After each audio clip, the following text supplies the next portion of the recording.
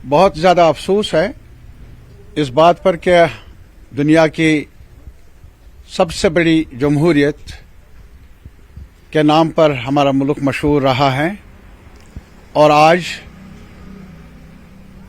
बदस्तूर एक सिलसिला चल रहा है जहां इलेक्टेड चीफ मिनिस्टर्स को गिरफ्तार किया जा रहा है, मिनिस्टर्स को गिरफ्तार किया जा रहा है।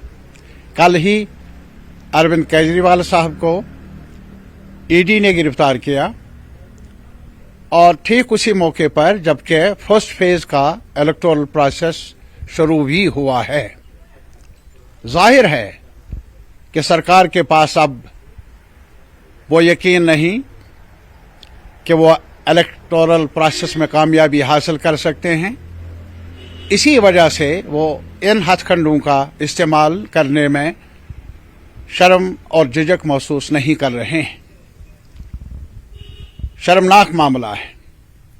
और ये भी इसी के साथ कल ही जैसा कि आपको मालूम है कि मुल्क की सबसे बड़ी अपोजिशन पार्टी कांग्रेस का जो अकाउंट है वो भी फ्रीज हो चुका है।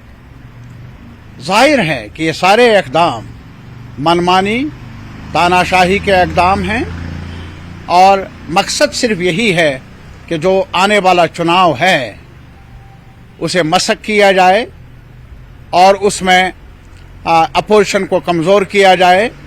लेकिन मेरा यकीन है, तजुर्बा यही बता रहा है कि सरकार कुछ भी करे इससे हमारी सबबंदी में इजाफा ही होगा। अपोजिशन की आवाम में और ज़्यादा इरादा मजबूत हो जाएगा, पुख्ता हो जाएगा, इनका चेहरा बेनकाब हो जाएगा।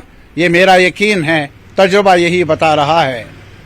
कश्मीर में पहले ही जमहूरियत को तालाबंद किया गया है और अब पूरे मुल्क में जमहूरियत को नज़रबंद रखा जा रहा है।